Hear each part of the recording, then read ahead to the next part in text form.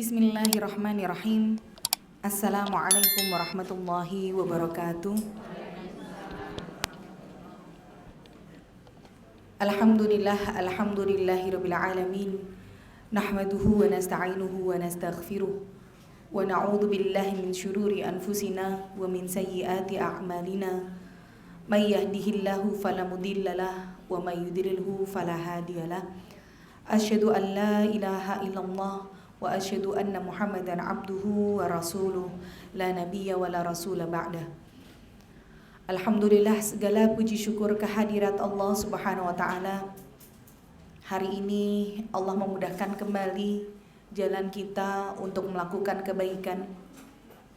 Saat kita ingin mengetahui apakah Allah ridha dengan amal yang kita lakukan ataukah tidak, maka patokannya bukan pada saat kita beramal, tapi lihat bagaimana cara Allah mengganjar itu dengan dimudahkan untuk melakukan kebaikan setelahnya lagi atau tidak.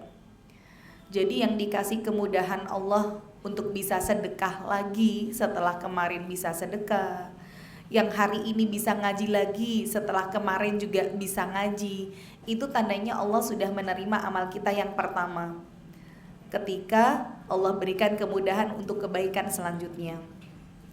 Maka salah satu yang menjadi tolak ukur seorang hamba ketika diinginkan kebaikan oleh Allah adalah yufaqihu fiddin. Dengan sabda Rasulullah, man yuridillahu bihi khairan yufaqihu fiddin. Barang siapa yang diinginkan kebaikannya dari Allah, maka Allah faqihkan dia, Allah fahamkan dia dalam urusan agama. Jadi ngaji kita itu kalau benar, ketika yang kita pelajari kemarin kita bisa praktekkan, kita faham gitu ya, bisa membuka jalan untuk kita semakin taat kepada Allah, itu tandanya Allah itu pengen ada kebaikan dalam diri kita. Dan Allah itu kalau sudah cinta sama seorang hamba, maka Allah akan dalam tanda kutip pakai dia gitu ya, an yasta'milahu. Kalau kata Rasulullah adalah Allah akan menggunakan dia, Allah akan sibukkan dia, tapi dalam kesibukan-kesibukan di dalam ketaatan dan kebaikan. Maka mudah-mudahan sibuknya kita ini bukan sibuk tak menentu gitu ya. Kalau orang-orang bilang lagi sibuk apa sekarang, jadi pengacara, pengangguran banyak acara. Bagi kita tidak lagi berpatokan pada pengacara ya, tapi bagaimana kesibukan kita adalah kesibukan yang bermanfaat, terutama untuk dakwah ini. Karena setiap dari diri kita hakikatnya da'i ilallah. Jangan mengatakan bahwa aku tidak bisa berdakwah, aku gak bisa jadi ustadzah, tapi katakan kita semua adalah da'i ilallah dengan cara masing-masing gitu ya. Maksimalkan potensi yang ada dalam diri kita dari kebaikan-kebaikan apapun profesi kita. Mungkin bisanya jadi tukang masaknya, gak bisa jadi tukang masak, ya udah jadi yang bagi snacknya misalkan. Gak bisa jadi tukang bagi snacknya, ya udah yang ngerapiin sendalnya. Ora iso ngerapike sendal, ke ono sendalnya sing ning jopo, oh ya wis nge-share flyernya gitu loh.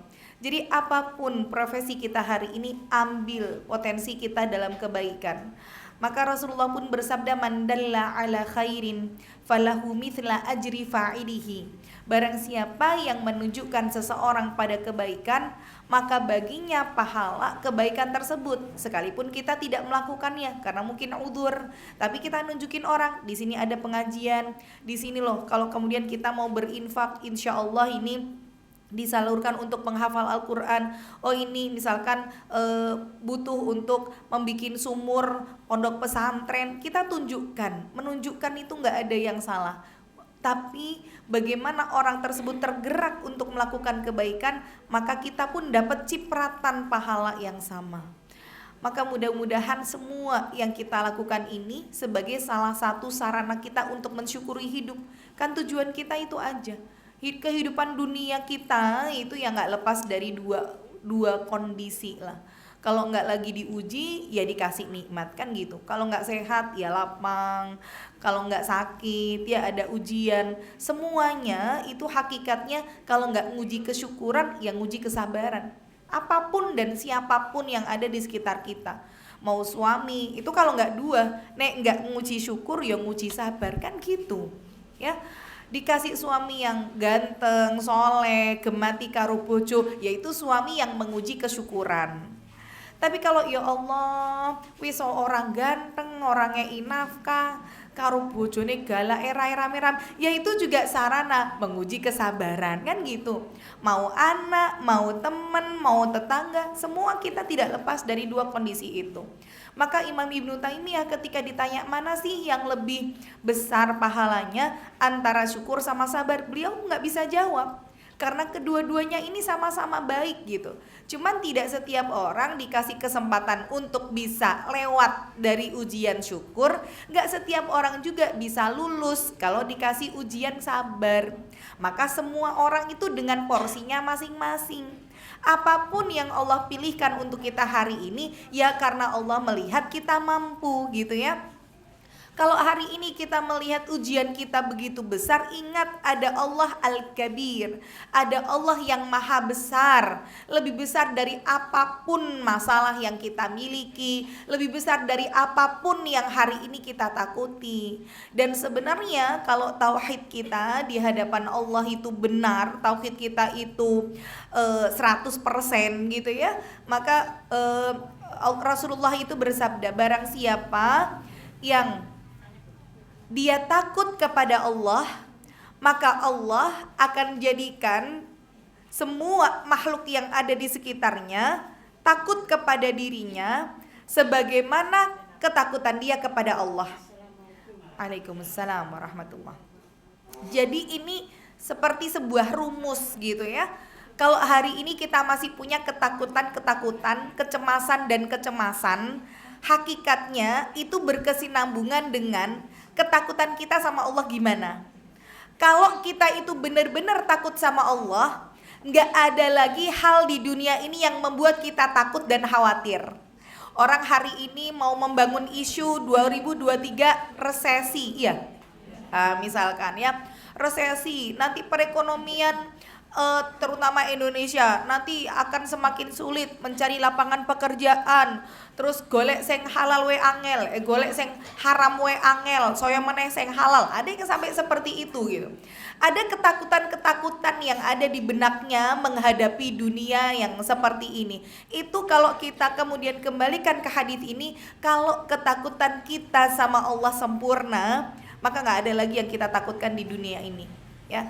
Sebagaimana kita takut sama Allah, nanti Allah yang menjadikan makhluk di sekitar kita itu takut sama kita. Ini kisah sederhananya saja dari seorang syekh ulama dulu pada zamannya Khalifah Hajjaj bin Yusuf Ats-Tsaqafi. Jadi Hajjaj bin Yusuf Ats-Tsaqafi itu dia sebenarnya seorang khalifah gitu ya, tapi dia suka berbuat zalim. Walaupun masih menjalankan syariat Islam, tapi dia benci dengan para ulama-ulama. Sampai akhirnya di negeri tersebut ada seorang ulama yang sama Hajjaj bin Yusuf ini akan dipenggal kepalanya. Ya karena memang dia tidak suka dakwah. Jadi ya dulu kita pernah ada di rezim di mana dakwah itu benar-benar dikekang gitu ya. Setiap ustadz yang lagi berdakwah dicekal, dipenjara, itu pernah ada di masa itu. Jadi dulu khalifah-khalifah sebelum ini pun ada yang mereka memang tidak suka dengan dakwah, walaupun beragamanya muslim. Nah ketika sampai di satu masa ketika Hajjaj mengatakan bawa kemari alim tersebut, yang ulama tersebut, akhirnya prajuritnya kemudian menangkap ulama tersebut dan akan dibawa ke hadapan Hajjaj bin Yusuf Ats-Tsaqafi untuk dipenggal kepalanya. Sampailah mereka di sebuah hutan gitu ya. Nah sebelum memasuki hutan itu ada seorang pendeta keluar. Sebenarnya pendetanya ini baik ya. Dia ngasih tahu sama tentara-tentaranya, ini hari sudah beranjak gelap. Kalau kalian tetap memaksa untuk masuk ke hutan ini, ada seekor singa yang dengan buasnya selalu menerkam apapun yang terlihat di depannya. Jadi daripada nanti kalian masuk hutan terus jadi diterkam singa, mendingan kalian istirahat dulu di gereja. Semalam saja, nanti pagi-pagi singanya sudah masuk lagi ke dalam hutan, kalian bisa lewat hutan itu dengan aman. Kemudian orang-orang di sekitarnya, pententaranya ketika dihadapkan pilihan, udahlah daripada masuk hutan diterkam singa gitu ya, mendingan istirahat dulu di gereja. Kira-kira kalau ibu nih dihadapkan dua pilihan, ayo pilih yang mana? Nginep di gereja apa masuk hutan diterkam singa? Ayo. Ora kabeh lho, gak ono pilihan C lho Bu. Ya. Pokoknya pilihannya cuma dua. Mau nginep di gereja apa. Nah ini kan kadang kita dihadapkan dua pilihan yang sulit gitu ya. Orang bilang tuh pilihan yang sulit seperti makan buah si malakama, dimakan bapak mati gak dimakan ibu mati gitu ya. Nah jadi dua pilihan ini ya sulit, tapi akhirnya kita harus memutuskan. Akhirnya ulama ini mengatakan, demi Allah aku tidak mau berlindung di tempat yang terdapat kesyirikan di dalamnya. Jadi sampai tauhidnya seperti itu gitu ya. Ibaratnya daripada harus nginep di gereja, kalau kita kudanan gitu ya, terus adanya iup-iupan neng gereja, atau mungkin kita selak kebelet pipis, adanya di situ yang terdekat gereja. Kalau tauhid kita sempurna nih, aku mau kebelet pipis, mending aku ngompol misalkan gitu ya, timbangnya aku pipis tapi di gereja misalkan numpangnya, mendingan aku kodanan terus ke bus, timbangnya aku ngeyop neng gereja. Seperti yang dilakukan ulama ini, demi Allah sampai kapanpun aku tidak mau berlindung di tempat yang terdapat kesyirikan kepada Allah di dalamnya.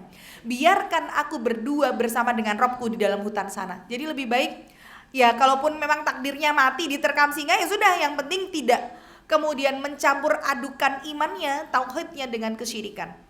Singkat cerita, pasukan-pasukan ini nginep di gereja karena mereka yang gak mau diterkam singa. Tapi ulama ini lebih memilih untuk masuk ke dalam hutan dan istirahatnya di dalam hutan. Sampai akhirnya betul malam hari menjelang, kemudian singa ini keluar dari peraduannya.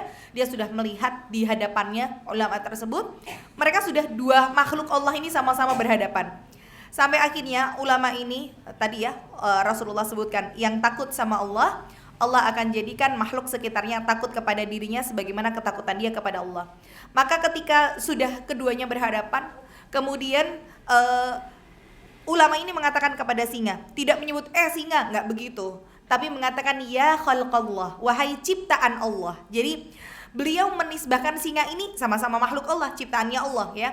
Beliau mengatakan, ya khalqallah, wahai ciptaan Allah. Kalau aku adalah rizki yang sudah Allah tetapkan sebagai makananmu, maka makanlah aku. Dan aku akan ridho dengan itu. Kalau memang aku rezekimu yang sudah Allah tetapkan.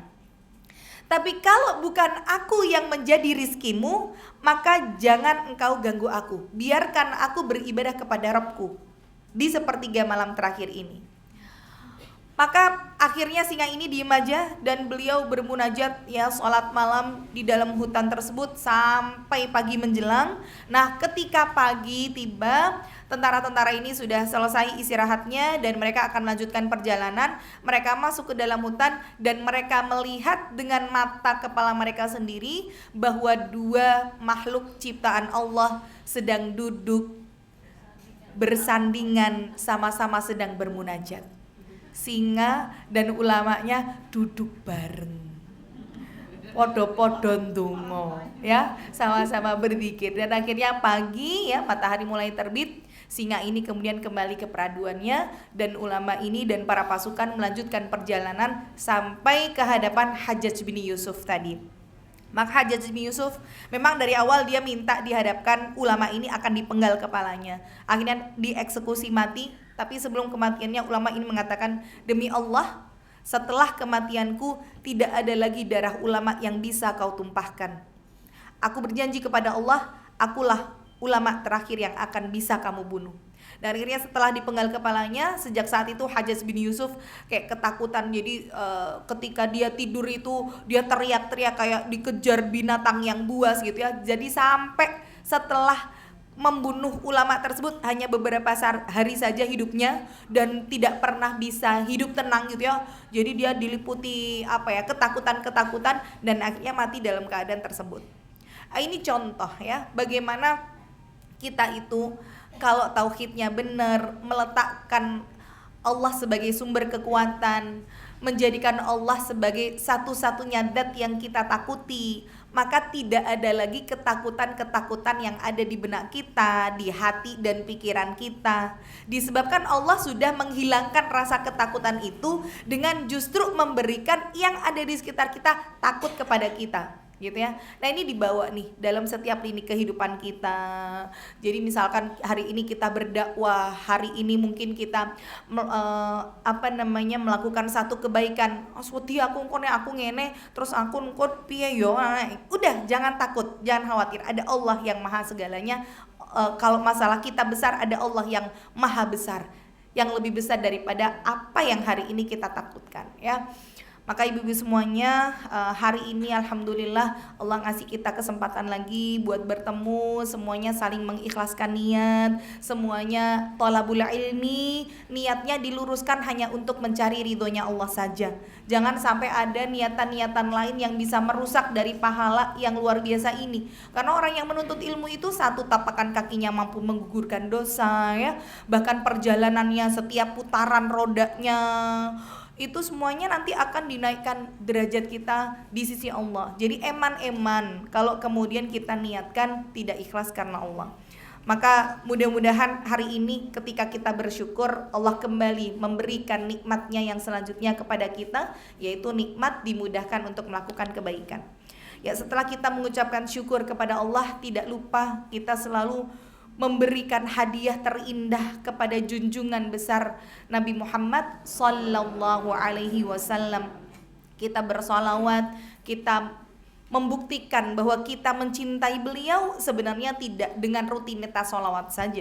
Bukan disebut orang yang cinta, yang solawatnya justru dilakukan secara hulu atau secara berlebihan. Tentu Rasulullah ketika hidup pun tidak mau diperlakukan secara berlebihan. Maka kita mencintai Rasul memang harus dengan pembuktian. Tapi bukti pembuktian cinta kepada Rasul yang paling besar adalah dengan mengikuti sunnahnya. Itu tandanya kalau kita sudah cinta, gitu ya.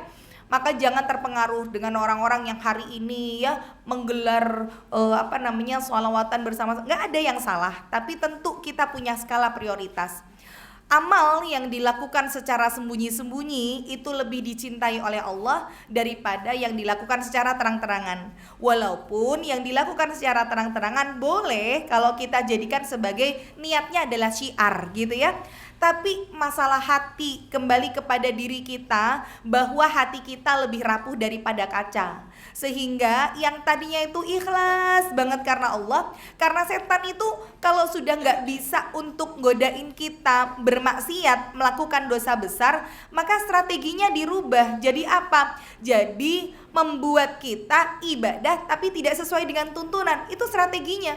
Jadi ibaratnya nih, untuk orang yang kasta imannya tinggi gitu ya, iki wes gak mempan nek digoda karo zina, digoda sama gosip yo gak iso gitu ya. Akhirnya dirubahnya dengan apa? Dengan ibadah-ibadah yang tidak sesuai dengan tuntunan. Maka ini yang kita khawatirkan sekarang, karena sekarang itu sudah zamannya fitnah. Bagaimana para ulama, orang-orang yang berilmu Allah cabut, karena nanti dari para ulama ini Allah sisipkan, Allah berikan para juhala untuk menjadi ulama gitu ya, yang kita kira ulama padahal adalah juhala. Maka Rasulullah sampai bersabda, jauhilah kalian dari yang disebut dengan ulama ulama yang kita kira mengajarkan kebaikan tapi justru yang mengajak kita kepada jalan kesesatan. Dan pelaku-pelaku bid'ah ini ternyata jauh lebih membahayakan daripada pelaku dosa besar. Karena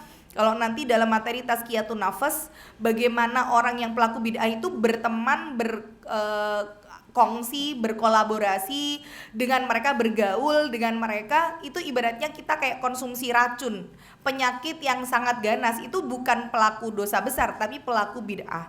Maka kita berusaha untuk menjalankan ibadah itu dengan relnya adalah sunnah Nabi. Itu yang paling utama, gitu ya. Apa yang dilakukan, kalau dalam ayat disebutkan apa-apa yang datang dari Rasul segera ambil, gitu ya. Khudu, segera ambil. Tapi kalau kemudian apa yang tidak dilakukan Rasul, segera tinggalkan. Ini relnya di situ. Jadi kalau ini amalan yang dilakukan Rasulullah, lakukan. Tapi kalau Rasul tidak melakukan, terutama dalam hal ibadah, Rasul tidak melakukan itu, maka lebih baik kita hindari, karena kita khawatir masuk ke dalam perkara yang memang tidak dicontohkan oleh Allah dan Rasulnya. Maka kenapa sebabnya kita belajar fikih, insya Allah di setiap Kamis pekan pertama, supaya ibadah kita ini sesuai dengan tuntunan. Karena kita ngerasanya ya kita sudah sholat, kita puasa, tapi bener nggak puasa kita ini sebagaimana yang dicontohkan Rasul atau belum? Apakah puasa kita sudah sesuai dengan sunnah atau belum? Karena ternyata banyak orang yang puasa niatnya bermacam-macam kan gitu. Poso apa? Poso mutih misalkan, poso, iya kan ada ya, padahal itu kan tidak ada tuntunannya. Puasa putih, kemudian poso karena hari lahir gitu. Puasa, ya ketika kita pun mau berpuasa bertepatan dengan hari lahir, bertepatan dengan apa, tapi pastikan itu ada tuntunannya gitu loh ya. Maka hari ini kita masih membahas tentang sholat. Dan terakhir kemarin kita bahas tentang sholat duha. Kemudian hari ini kita bahas tentang sholat istikharah. Jadi sholat istikharah itu sholat yang kita lakukan untuk memutuskan atau memilih suatu perkara yang mubah. Jadi bolehnya sholat istikharah itu antara kita galaunya terhadap apa dan apa, tapi sama-sama mubah. Kalau untuk sesuatu yang haram itu hukumnya haram. Misalkan nih, aku pilih korupsi apa nyolong yo, tak istikharah itu nggak boleh itu ya. Udahnya korupsi dosa, nyolong dosa, istikharah sih sana. Jadi istikharah itu untuk menetapkan suatu perkara yang mubah. Maka istikharah sebenarnya bukan cuma perkara orang milih jodoh aja ya, tapi semua perkara yang kita bingungkan, kita galaukan gitu ya, itu boleh kita istikharahkan. Misalkan nih, kalau misalkan kita punya anak gitu, anak kita ada calon, misalkan ada si A, ada si B, maka yang diistikharahkan itu yang memang kita masih sama-sama netral. Kalau kemudian kita sudah condong kepada salah satunya, ya nggak usah istikharah. Kenapa begitu? Karena ya nanti jawabannya jadi itu gitu loh ya. Istikharah itu dua-duanya harus sama-sama kosong, antara pekerjaan A atau pekerjaan B gitu. Tapi kalau aku pilih A, neng tak istikharah wae, tapi dari awal itu sudah kepengennya yang A, ya udah nanti jawabannya akhirnya itu. Nah, jadi termasuk dalam memilih pekerjaan, dalam memilih jodoh, ada ketetapan dari Allah namanya qadar, ada namanya takdir. Jadi kalau qadar itu adalah ketetapan dari Allah yang tidak ada campur tangan manusia, itu namanya qadar. Tapi kalau takdir, ketetapan dari Allah iya, tapi ada nih usaha manusia untuk mendapatkan suatu ketetapan Allah tersebut, nah itu namanya takdir. Maka jodoh kita, pekerjaan kita itu bagian dari takdir dan bukan qadar gitu ya. Jadi kalau kita bilang entuk bojo koyo ngene wis takdirku. Ya memang takdir, tapi kan ada usaha kita juga dapatnya yang itu gitu loh. Enggak semata-mata ya Allah berikanlah aku jodoh, langsung turun dari langitnya jodohmu, kan enggak begitu. Ada ikhtiar dan usaha juga untuk bisa menemukan orang tersebut. Maka dalam masalah istikharah ini, kalau misalkan dalam urusan jodoh ya, misalkan anak kita nih, anak kita rasa-rasanya sudah condong kepada satu orang, padahal sebagai orang tua ngelihat ini kayaknya anaknya nggak terlalu baik misalkan gitu, maka boleh yang istikharah itu orang tuanya, bukan anaknya gitu loh. Supaya apa? Menjadikan pikiran dan hati netral. Karena tadi anak mungkin ada ketertarikan dengan orang tertentu gitu, tapi kalau orang tua karena memang bisa netral, maka boleh orang tua mengistikharahkan anaknya. Nah, maka bagaimana kita melakukan sholat istikharah ini? Sholat yang dilakukan jumlah rakaatnya 2 saja, tapi tidak di waktu-waktu yang memang terlarang. Nah, ini pernah kita bahas, termasuk waktu yang terlarang untuk sholat sunnah itu ba'da subuh ya, sampai dengan matahari terbit. Kemudian ba'da asar ya, sampai dengan nanti maghrib, itu termasuk waktu yang terlarang. Atau matahari yang tepat di atas kepala kita, itu waktu terlarang. Maka selain dari itu silakan lakukan dengan niat sholat istikharah. Jadi sholat istikharah ini bagaimana tata caranya? 2 rakaat saja, setelah itu membaca doa yang diajarkan oleh Rasulullah. Nah, nanti doanya bisa dihafalkan, atau ibu setelah selesai baca doa, setelah selesai sholat mau kepean juga popo lah ya. Nah, jadi sholat istikharah itu doanya khusus, dan doanya indah sekali yang diajarkan oleh Rasulullah.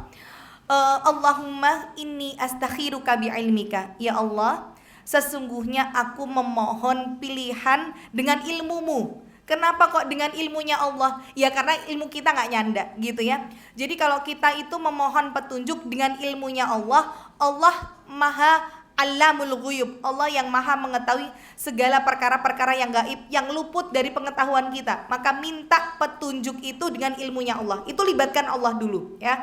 Jangan terus sak penae awake ketoke nek aku ndeloke ya, itu ilmu kita. Tapi ilmunya Allah nggak begitu. Maka minta Allahumma inni astakhiruka bi'ilmika wa astaqdiruka biqudratika, dan aku meminta ketetapan dengan takdirmu. Nah, jadi yang disebut kudrah, ketetapan Allah itu takdir, karena ada usaha kita dari meminta tersebut. Jadi meminta ketetapan dengan takdir yang baik menurut Allah. Wa as'aluka min fadlikal azim, dan aku memohon kepadamu ya Allah dengan karuniamu yang agung. Fa innaka taqdiru wala aqdiru, karena sesungguhnya engkau yang mampu, wala aqdir, dan bukan aku yang memiliki kemampuan. Wa ta'lamu wala a'lamu, dan engkau yang maha mengetahui sedangkan aku tidak mengetahui. Wa anta 'allamul ghuyub, dan engkau adalah zat yang maha mengetahui segala urusan-urusan yang gaib. Allahumma ya Allah, in kunta ta'lam anna hadzal amr, ya Allah, apabila engkau mengetahui bahwa perkara ini, nah ini disebutkan nih hajat kita apa. Jadi bukan terus doanya annaka ta'lamu kunta ta'lam anna hadzal amr khairun li, disebutkan. Misalkan Allahumma in kunta ta'lamu anna hadzal amra, urusan jodoh anakku ya Allah, misalkan gitu, disebutkan hajatnya apa. Atau suamiku bekerja di mana ya Allah, sebutkan permintaan kita. Khairun li, dan ini baik untukku. Di mana baiknya? Fi dini wa ma'ashi. Jangan lupa minta kebaikan itu untuk dua, dalam urusan agama dan untuk urusan penghidupan. Ma'ashi itu berarti kehidupan dunia. Jadi ibaratnya minta kebaikan ya dunia akhirat. Ya Allah, kalau engkau mengetahui bahwa perkara ini baik untukku, baik untuk duniaku dan untuk akhiratku, wa ma'ashi, dan juga untuk penghidupanku tadi ya, wa akibatu amri, dan akibat urusan ini. Jadi ibaratnya kayak kita misalkan menetapkan sesuatu itu kan pasti punya resiko ya. Apapun yang kita pilih hari ini, yaitu menentukan kita dapat apa, jadi apa di masa yang akan datang. Ibaratnya, kenapa kita hari ini bisa jadi seperti ini? Ya ini resiko dari pilihan kita di masa lalu, kan begitu.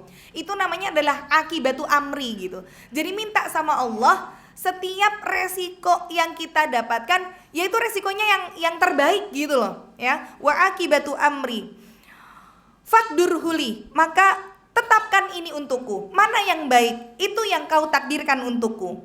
Wa in kunta ta'lam anna hadzal amra syarrun li, ya Allah, tapi jika engkau mengetahui bahwa perkara ini, disebutkan keinginannya, ini buruk untukku, baik untuk duniaku, fi dini wa ma'ashi wa akibatu amri, untuk duniaku, untuk akhiratku, untuk kehidupan setelah ini, kalau ini memang engkau melihat buruk ya Allah, fasrifhu anni, maka hindarkanlah itu dari aku. Jadi apa yang kita inginkan itu dihindarkan dari kita. Wasrifni anhu, dan hindarkan aku juga darinya. Jadi misalkan berkaitan dengan orang, nek ternyata orang ini buruk gitu ya, padahal anak kita cinta banget sama orang ini, padahal Allah bilang orang ini buruk buat anakmu, maka palingkanlah dia dari anakku, ya palingkanlah anakku darinya. Kalau itu pekerjaan, ya pekerjaannya dijauhkan jauh-jauh dari kita. Fasrifhu anni wasrifni anhu waqdurli al khaira, dan tetapkanlah aku dalam kebaikan, haitsu kana tsumma raddini bihi, dan ridhoilah aku di dalamnya. Nah, jadi ini adalah doa istikharah Yang nanti bisa ibu baca gitu ya, bisa ditulis ketika nanti minta dipilihkan oleh Allah dalam perkara-perkara yang mubah, bisa dibacakan. Kemudian pertama ada beberapa catatan. Satu, sholat istikharah ini hanya disyariatkan bila seseorang hendak melakukan atau memutuskan perkara yang mubah, sehingga tidak disyariatkan untuk melakukan sholat istikharah pada urusan yang wajib atau yang haram, atau pada hal yang disunahkan, kecuali bila hendak memilih salah satu dari dua hal yang disunahkan. Misalkan aku kok bengi arep nonton bola apa tahajud ya, itu nggak perlu diistikharahkan ya. Jadi untuk perkara-perkara yang memang kira-kira apa ya, baik atau buruk, kalau itu udah sesuatu yang sholat sunnah tahajud, sholat tahajud sunnah gitu ya nggak perlu diistikharahkan juga gitu ya, jelas pilih tahajud yang kadang-kadang kita misalkan nih, boleh nggak kalau misalkan galau pilih baju gitu ya, sing ungu apa sing ijo gitu, istikharah sik. Sesuk Pak Mbak tak balik meneh, aku tak istikharah sik ya engko wengi gitu. Boleh nggak? Ya boleh aja, tapi kan ibaratnya ya boleh sih. Sebenarnya kalau sahabat ya, saya bilang perkara sahabat itu mereka sampai dalam tanda kutip manja banget sama Allah. Mereka tuh manjanya sama Allah sampai urusan yang bagi kita remeh itu sahabat tuh mintanya sama Allah, gak minta sama yang lain. Perkara tali sendal jepit putus saja itu ngadu sama Allah. Nek kita kan berasanya Allah guru sendal jepit putul lho, mosok dadak ndonga, itu kita. Tapi sahabat saking sama Allah itu melibatkan dalam urusan apapun. Itu sampai dalam urusan, ya Allah, tali sendal jepitku putus ya Allah, gantikan dengan yang baru. Itu mintanya sama Allah. Maka boleh nggak kalau kita bingung antara pilih klambi ijo po ungu tak isi khorosoy, ya boleh aja, wong itu bukan perkara yang haram gitu loh. Cuman karena kita tuh merasa masa sesuatu yang kecil aja minta sama Allah. Loh, kalau kita mulai dari perkara kecil saja melibatkan Allah, maka dalam perkara besar Allah pasti gak akan pernah lepas tangan. Karena sekecil apapun kita sudah melibatkan Allah gitu loh. Dan setan itu berusaha untuk membuat kita tidak bisa mengangkat tangan berdoa. Maka bisa berdoa itu sebenarnya nikmat yang besar dari Allah. Gak setiap orang loh Bu dikasih kesempatan iso ndonga suwi ya. Makanya Umar bin Khattab sampai mengatakan, aku gak peduli ketika aku berdoa Allah mau mengabulkan atau tidak, karena bagi aku berdoa sendiri itu adalah sebuah nikmat. Coba ibu dikasih waktu sak jam kondongo, sak jam Bu ya, gak usah banyak-banyak, 1 jam dongo sak pole, sak puasnya. Kayak gini misalkan kita di Raudhah gitu ya, kan di sana kan nggak ada batasan waktu ya, maksudnya kita sudah masuk gitu kan, mau selama-lamanya kan ya bisa. Tapi kadang ya Allah iki wes nunggu apa meneh yus yuk gendang bali kan begitu. Ada orang yang ya cuma wes sholat gitu, doa seperlunya udah langsung aja keluar gitu. Di saat ada orang yang lama banget bisa berdoa, itulah karena tidak setiap orang itu dikasih kenikmatan dan dikasih kesempatan untuk bisa banyak berdoa. Maka orang yang gak bisa berdoa, hakikatnya dia juga diganggu sama setan. Jadi setan yang berusaha untuk membuat dia tidak bisa berdoa. Jadi perasaan, aduh aku mosok njaluk terus tak karo Gusti Allah, aku kira tau ngeki apa-apa, isone gur njaluk wae. Itu perasaan bersalah, mau minta sama Allah izin, itu dari setan itu. Ya. Nah, jadi libatkan Allah sekecil apapun, termasuk tadi perkara-perkara mubah, silakan beristikharah ya. Kemudian catatan yang kedua, bukan termasuk syarat istikharah bahwa pelakunya harus bermimpi dalam tidurnya sebagaimana yang diyakini oleh banyak orang. Sholat ini hanya dilakukan untuk melapangkan dada atau sesuatu yang dapat ditakwili untuk menetapkan perkara yang diistikharahkan sebagaimana karakternya sesuai dengan apa yang dipilihkan oleh Allah untuk kita. Jadi tidak harus aku kok gak mimpi-mimpi, yo wis istikharah bola bali ora mimpi-mimpi. Jadi memang tidak ada syarat jawaban dari Allah itu harus mimpi. Terkadang dengan dimudahkan jalannya terhadap suatu kebaikan tersebut, dilapangkan dada kita untuk menerima, terus jalannya tuh kayak kita ikhlas aja, tenang aja, legowo aja. Nah itu sebenarnya sudah jawaban dari istikharah kita ya.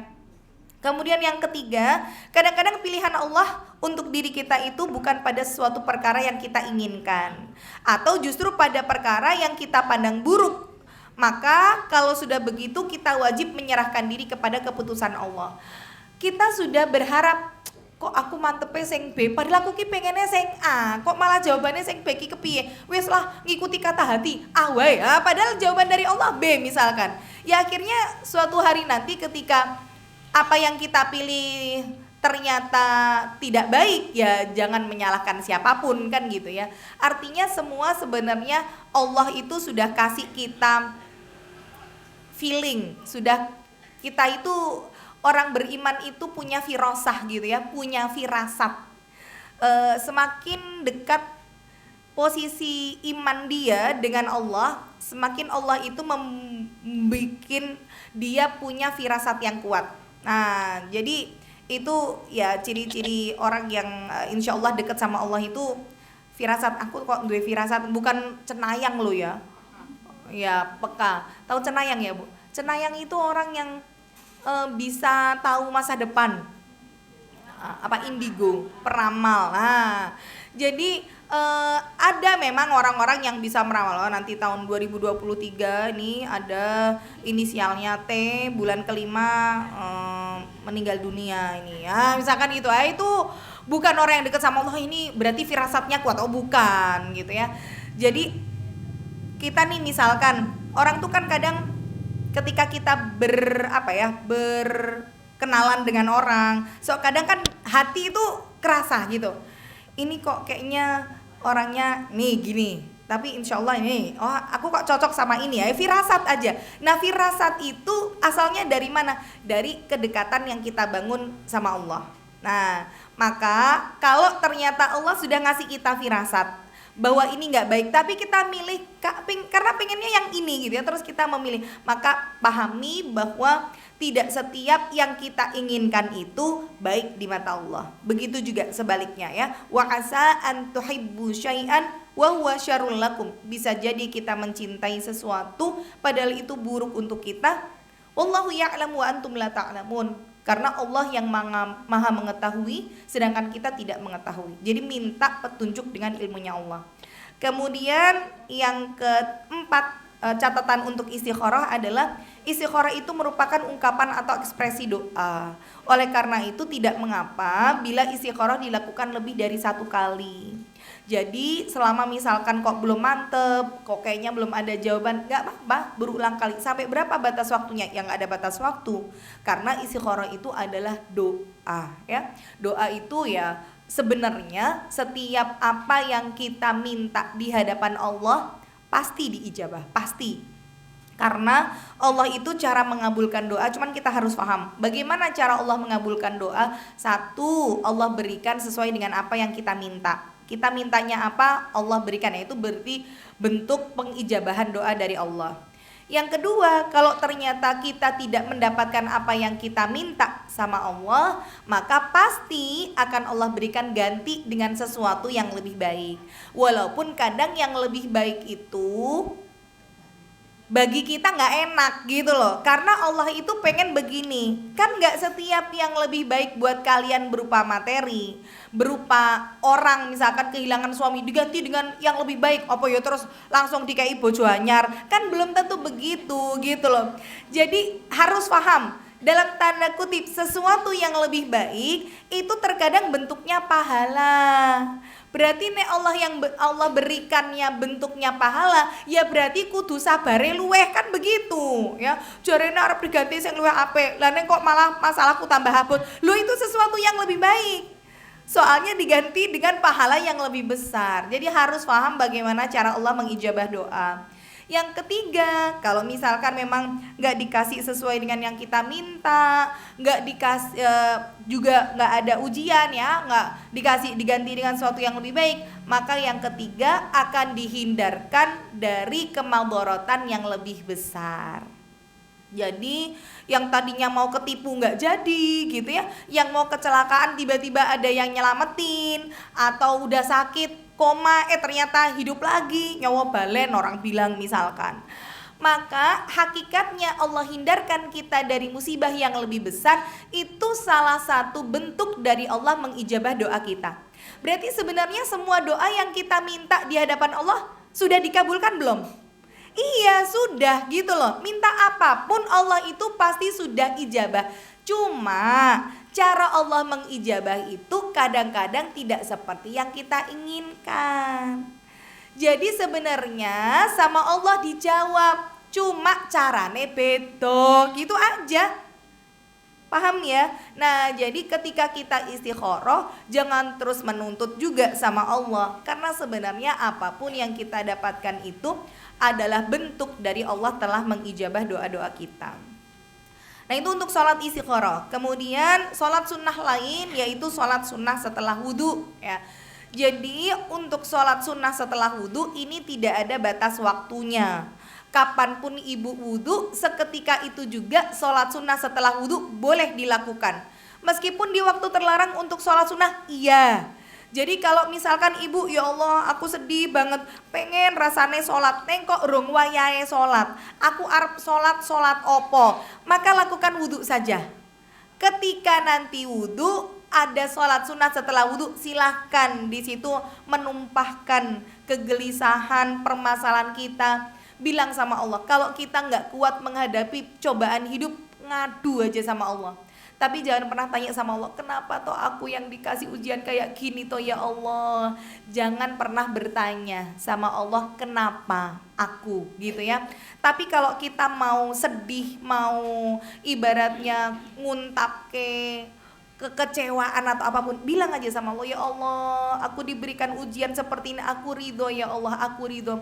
Tapi kok kayaknya aku rasanya gak kuat kalau anakku begini. Curhat aja sama Allah, Allah tuh mendengar. Bahkan di sujud kita, tempat dimana kita berbisiknya di bumi, tapi yang di langit mendengar. Itu Masya Allah, romantis loh sujud itu. Kapan lagi coba kita akan bisik-bisik umi gitu kan. Itu kan sama tanah, sama bumi. Tapi yang kita umi-uminya di bumi, yang di langit, Allah yang bersemayam di langit ketujuh saja mendengar. Bahkan disitulah titik terkuat dan terdekat seorang hamba dengan Robnya. Maka ceritakan, keluh kesahkan semua yang kita gelisahkan di hadapan Allah. Niscaya Allah pasti akan memberikan jalan keluar. Tapi kalau kita nyari solusinya ke manusia, ya saat kita curhat sama orang, apalagi orangnya nggak tepat, disitulah pertama kali rahasia kita akan jadi rahasia umum ya. Oh jadi rahasia umum kui ya gitu ya, ketika kita salah tempat memilih untuk curhat. Salat sudah sesudah wudhu ya.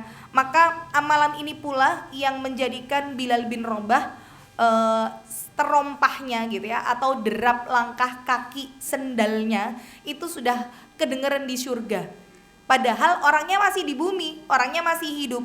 Maka Rasulullah ketika setelah sholat subuh, beliau bersabda kepada Bilal, wahai Bilal, ceritakan kepadaku amalan yang paling kau harapkan pahalanya, yang kau kerjakan di dalam Islam, karena aku mendengar suara derap langkah sendalmu di depan surga, di depanku, di surga. Jadi ibaratnya udah ngeduluin Rasul gitu ya, ada di hadapannya Rasul di surga, dan itu sudah terdengar ketika beliau masih hidup. Maka Bilal menjawab, aku tidak mengamalkan satu amalan pun yang lebih kuharapkan pahalanya daripada setiap kali aku bersuci kapanpun, baik pada waktu malam maupun pada siang hari, kecuali aku pasti mengiringnya dengan sholat beberapa rakaat semampuku. Jadi Bilal itu nggak cuma jaga wudhu, tapi setelah batal wudhu sholat terus begitu. Dan itu amal yang paling dicintai oleh Bilal gitu loh. Makanya di pertemuan yang lalu saya sebutkan bahwa temukan potensi amal kita. Karena setiap orang itu nggak dikasih kemudahan yang sama dalam amal solih. Kira-kira Allah itu kasih kita kemudahan yang mana? Kalau Bilal dimudahkan sama Allah, setiap kali kentut batal wudhu sholat. Walaupun nggak mau sholat, setiap kali batal dia wudhu sholat terus begitu. Sehingga dari amal itulah beliau dipanggil oleh surga. Karena gini loh, orang itu diusahakan kita itu punya signature gitu, punya ciri khas. Ya kayak kita lah misalkan makan di resto atau minum di coffee shop. Itu mungkin tanya, di sini yang spesial apa? Signature dish-nya apa? Karena kita pengen tahu ciri khas masing-masing setiap tempat makan itu apanya yang jadi apa ya?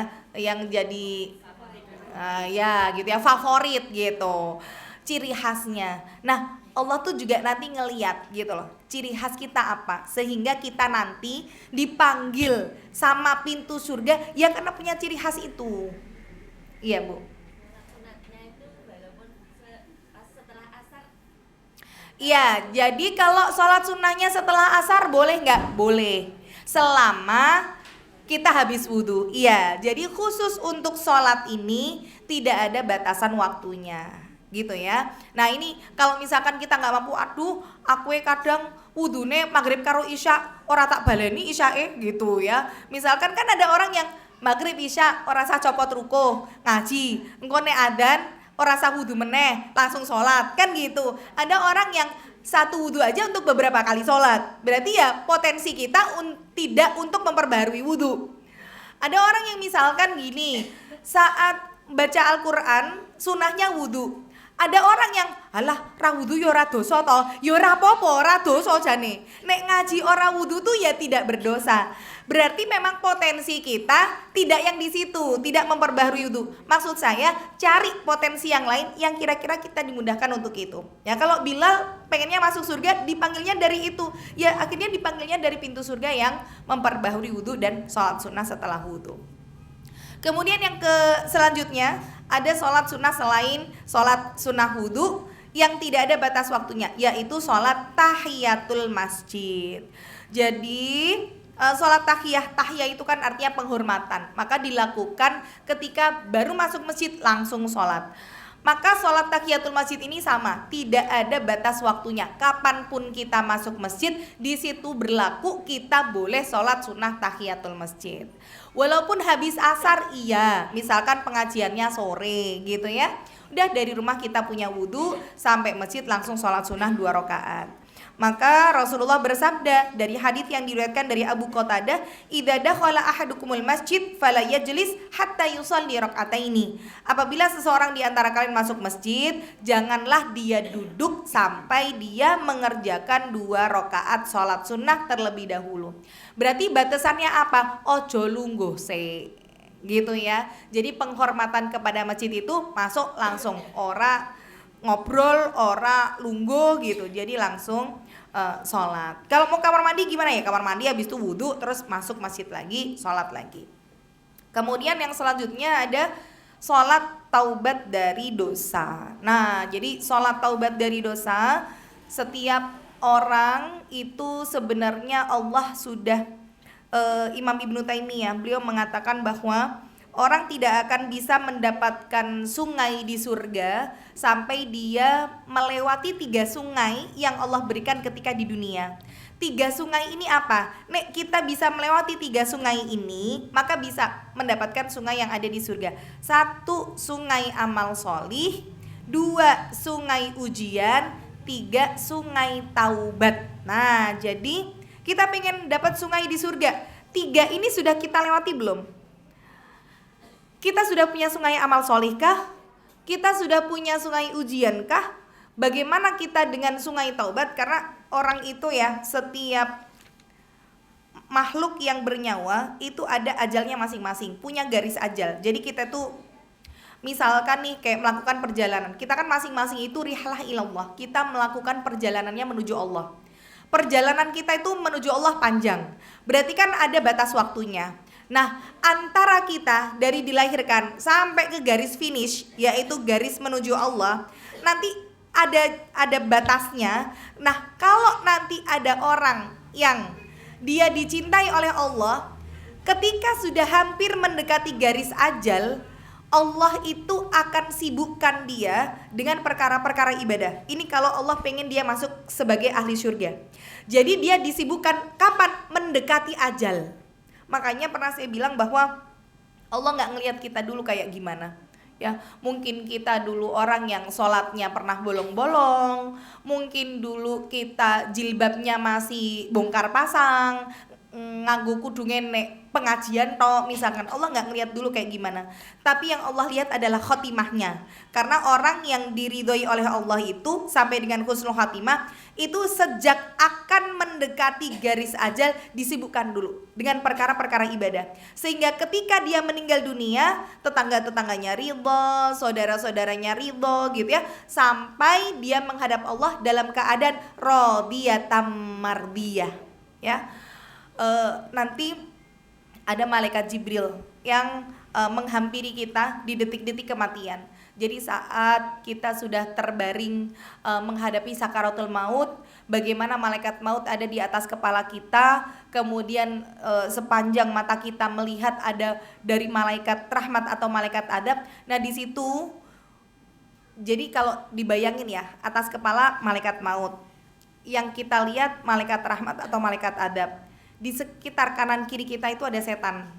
Setan ini berusaha untuk membujuk kita mati dalam keadaan kafir. Itulah sunnahnya, bukan sunnah sih, bisa dibilang kewajiban. Kewajiban kita mentalkin sebisa mungkin lah, ditalkin orang yang akan meninggal ini supaya membantu untuk menghalau setan yang berusaha untuk menggoyahkan iman dia tadi. Jadi pada saat kondisi sakaratul maut, setan itu dia dalam keadaan terkuat, sedangkan diri kita dalam kondisi paling lemah. Sehingga ditalkin itu mampu untuk membimbing lisan kita, menetapkan bahwa la ilaha illallah, tidak ada Tuhan selain Allah. Maka la ilaha illallah adalah kalimat yang tidak boleh dirubah dengan kalimat thayyibah selain apapun, selain ini gitu ya. Artinya kalau kita merasa la ilaha illallah gedawan, engko nek misalke gak nyanda bilang la ilaha illallah terus piye, wes sing simple gitu ya, tapi tetap baik. Biasanya orang akan mentalkin, udah yang penting nyebut aja Allah, Allah, Allah. Maka ini dilarang ya, tidak boleh mentalkin orang yang akan meninggal dengan selain kalimat la ilaha illallah. Karena kita itu mikirnya dengan pola pikir manusia gitu ya. Engko nek la ilaha, terus mati piye gitu ya. Berarti kan tidak ada Tuhan, terus malah ateis, malah dia kafir. Enggak. Allah Maha tahu apa yang ada di dalam hati manusia. Allah tahu apa yang ingin dia ucapkan, meskipun yang keluar dalam lisannya nggak sampai kalimat la ilaha illallah dengan sempurna. Yang penting kita yang mentalkin itu sudah berusaha membisikkan dengan kalimat yang memang diajarkan Rasul. Rasul itu tahu juga kok kalau sakaratul maut berat, tapi Rasul tidak lantas mengganti kalimat itu dengan Allah. Ya, maka hadis Rasulullah itu jelas, man qala la ilaha illallah akhiru kalamihi dakhalal jannah, lakinu mautakum bila ilaha illallah. Itu jelas, berarti nggak boleh dengan selain kalimat ini ya. Maka tugas kita kalau sudah ada orang yang dalam kondisi sakaratul maut seperti itu, kepalanya arahkan kiblat kalau bisa kepalanya di kiblat. Kalau nggak bisa gimana, badannya di kiblat. Boleh, mau kepala boleh badan. Kalau misalkan kasih contoh kiblat sana, ini kepala misalkan, kepalanya di sana boleh. Tapi kalau ternyata nggak mampu nih kepala di sana, ya udah badannya yang di sana. Dengan posisi telinga kanannya yang kita bisikkan, ya, dibisikkan la ilaha illallah. Dan tolong yang mentalkin ini dicari yang hatinya tetek, ojo karo nangis ya. Ibu tahu suaminya sudah menjelang sakaratul maut, arpo mentalkin neng karo sesengguan gitu ya, karo misuk-misuk, ayo pak, muni pak, la ilaha illallah. Karena ada yang mentalkin begitu. Jadi mentalkin la ilaha illallah tapi karo nangis gitu ya. mohon maaf ya, itu akan memberatkan perjalanan si calon mayit. Kesian.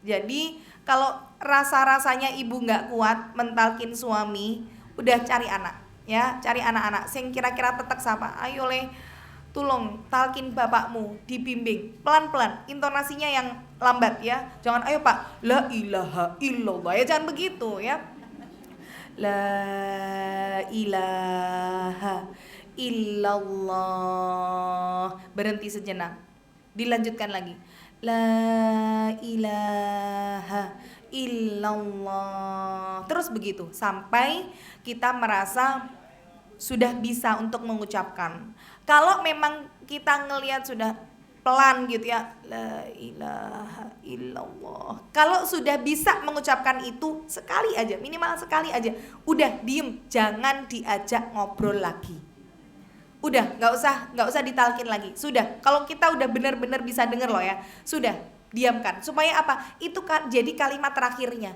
Jangan terus, hei alhamdulillah bapak kok yo iso ngomong, ayo pak njaluk ngapura yo pak yo, nanti iyo le misalkan ya, pe iso ngomong terus bilang iyo le bapak yo njaluk ngapura yo le, nah, itu nanti jadi kalimat terakhirnya itu ya, nggak jadi la ilaha illallah terakhirnya. Nah jadi hal-hal seperti ini kita harus paham. Nah pada saat ketika dia sudah bisa mengucapkan la ilaha illallah, kok meninggalnya bisa sampai senyum, itu hakikatnya malaikat Jibril itu udah bisikin di telinganya. Karena kan orang yang mau meninggal itu dia penuh dengan kekhawatiran. Makanya kalau sudah dalam kondisi itu tidak boleh ya kita itu, misalkan nih ada orang yang pelaku kemaksiatan atau mungkin ya dia kadang ibadah kadang enggak gitu, terus kemudian udah sakit keras gitu, kita bilang kowe iki lho wis lara kaya ngene ra gelem tobat, kok kowe disiksa ning neraka lho kapok karepmu. Misalkan itu nggak boleh ya. Jadi justru di detik-detik kematian, saat orang sudah sakaratul maut, apa yang harus dilakukan?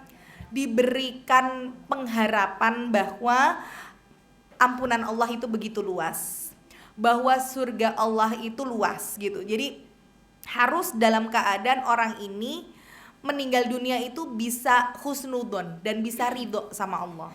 Jadi justru kita sebutkan, misalkan walaupun kita tahu namanya suami istri lah contoh, kita itu mau secinta apapun, sebenarnya tingkatan yang paling tinggi dari cinta itu ridho. Ridho, kenapa kok disebutkan rodiyah tamardiyah gitu ya? Allah ridho, bukan Allah cinta, Allah ridho. Karena dia sudah puncak tertinggi. Ibaratnya nih, kita sama orang tua, kita sama suami misalkan, sama orang tua aja lah.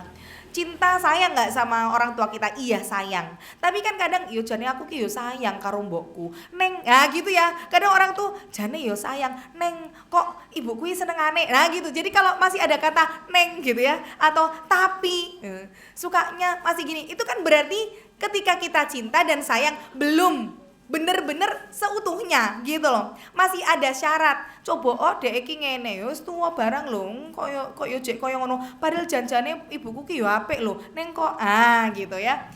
Jadi ridho itu sudah di atasnya, ibaratnya kalau ridho itu sudah tidak ada lagi tambah-tambahan keluh kesahnya, tapi nengkok gitu-gitu sudah nggak ada gitu ya. Maka sampai Rasulullah sebutkan kan, apabila seorang istri meninggal dunia dan suaminya ridho kepadanya, bukan cinta tapi ridho kepadanya, ibaratnya nek ridho ya wes anu bu gitu ya, ya wes dek wes masakanmu ra enak, aku yo ridho gitu ya.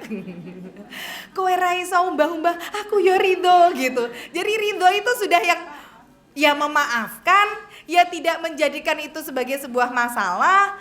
Apapun elekmu, apapun kelebihanmu, ridho gitu, sudah gitu. Nah, untuk mencapai ridho itu loh yang sulit. Nah, tapi kalau kemudian orang ini orang yang beriman, malaikat Jibril itu yang membisikkan, sudah, Allah ridho kepadamu. Coba, nih Allah yang ridho tuh kayak gimana rasanya? Wong kita, suami kita bilang, aku ridho dek, wes aku ridho karo kowe, selama kamu dalam kebaikan aku ridho. Oh itu rasanya plong banget. Misalkan kita mau ngaji, mbok yo nggak usah ngaji toh yo, di rumah aja ini. Walaupun pada akhirnya ya wis lah nggak apa-apa ngaji, tapi nanti harus langsung balik loh ya. Itu kan kita berangkat aja sudah agak nggak enak gitu. Aduh aku kon cepet-cepet balik, nggak enak gitu ya. Tapi kalau sudah dek, apapun yang kamu lakukan selama dalam kebaikan, Mas ridho. Wah itu dah yang ya Allah, sewenangnya luar biasa. Ini kalau manusia saja ridho bisa membuat kita begitu bahagia, apalagi kalau Allah yang ridho. Dan itu malaikat Jibril yang mengatakan, sudah, kembalilah kepada Allah. Ya ayyatuhan nafsul mutmainnah, wahai jiwa yang tenang, kata malaikat Jibril, irji'i ila rabbiki radiyatan mardiyah. Kembalilah, pulanglah kepada Allah. Wes ayo balik ya. Pulang pulang kepada Rabbmu. Wes Allah ridho, kamu ridho. Oh Masya Allah.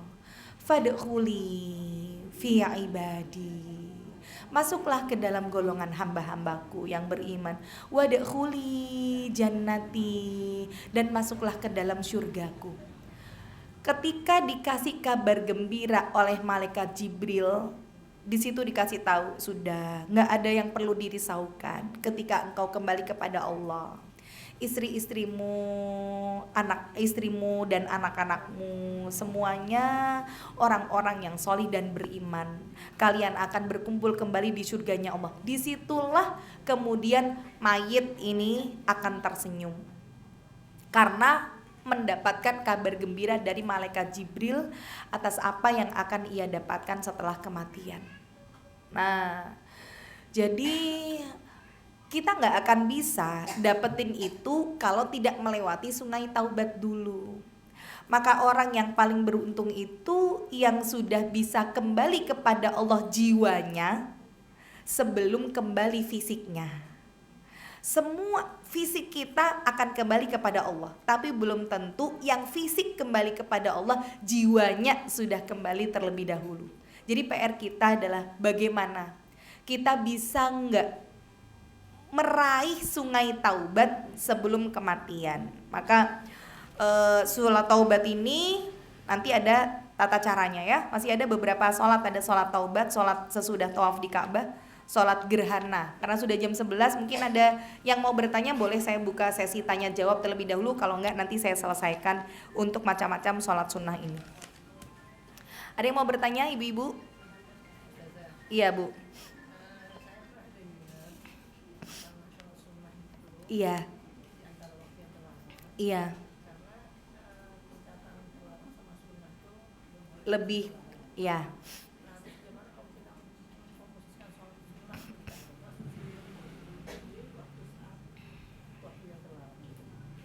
Iya.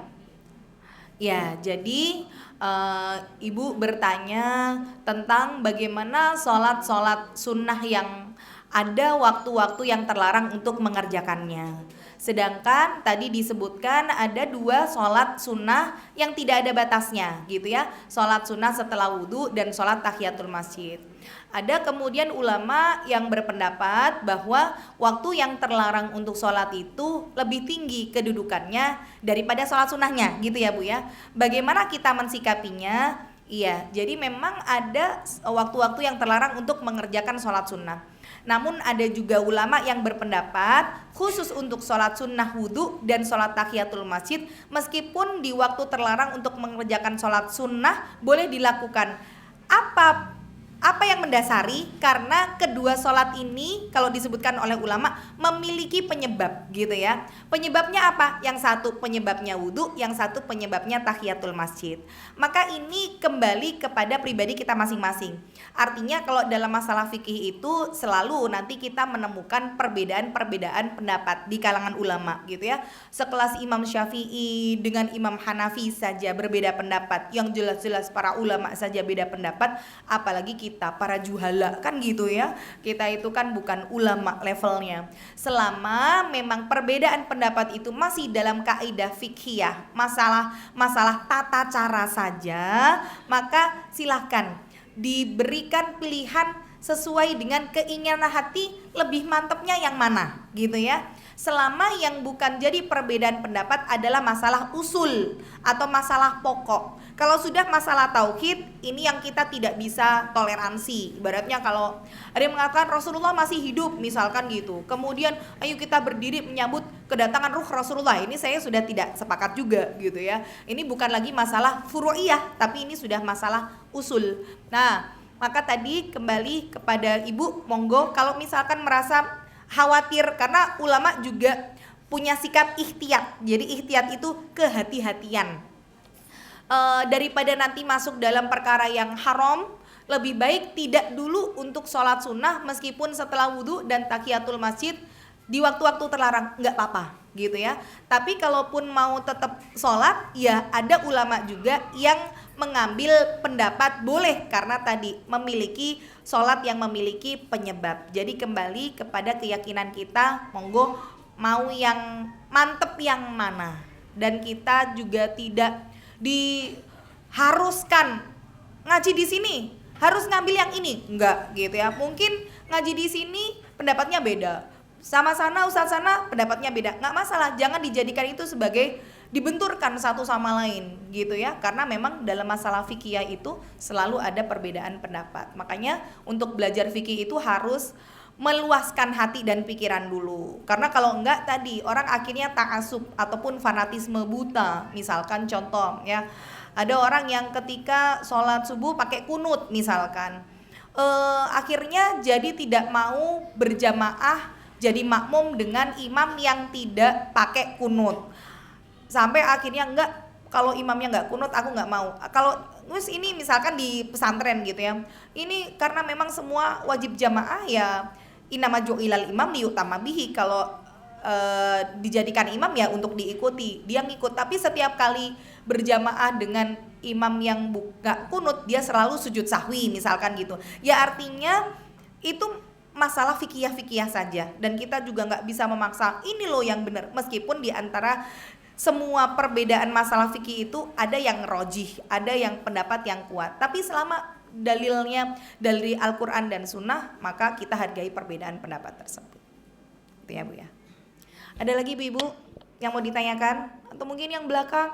Kayaknya yang belakang nggak bisa tanya ya. Iya.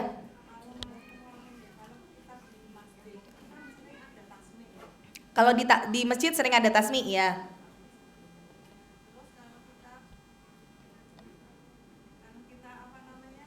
Belum nyalain kayaknya Bu. Tes. Oh nggak usah pakai mic nggih.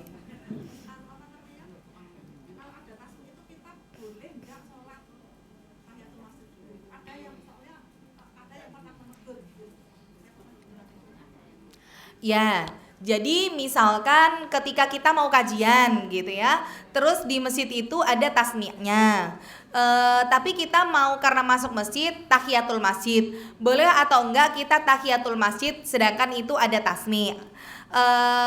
Mana yang lebih didahulukan gitu ya, antara dengerin tasmiyahnya atau salat tahiyatul masjidnya? Ya, saya mengambil pendapat dari ulama yang ketika beliau ditanya ketika dalam satu masjid ada kajian, sedangkan kajian itu sudah dimulai, tapi ada satu jamaah yang dia tidak dengerin kajian, dia sibuk sholat, dia sibuk zikir, dia sibuk ibadah. Mana yang lebih afdol antara dia ibadah sendiri atau di situ ikut kajian? Maka ulama mengatakan lebih afdol ikut kajian daripada dia ibadah. Kenapa? Karena kalau dia ibadah itu untuk dirinya sendiri gitu ya. Sedangkan ketika dia ikut kajian itu bagaimana kan fadilah dari orang yang hadir di majelis ilmu kan, ghasyiyatuhumur rahmah wa anzalat alaihimus sakinah hafathumul malaikah wa dzakarahumullahu fi man indah. Saking banyaknya fadilah orang yang menuntut ilmu, setiap tapak kakinya menggugurkan dosa, dinaungi oleh sayapnya malaikat, diturunkan ketenangan, disebut-sebut namanya di hadapan para penghuni langit. Jadi melihat dari fadilahnya, memang kajian ilmu lebih afdol daripada yang sholat seorang diri dan dia sibuk beribadah. Bagaimana dengan tasmiyah gitu ya?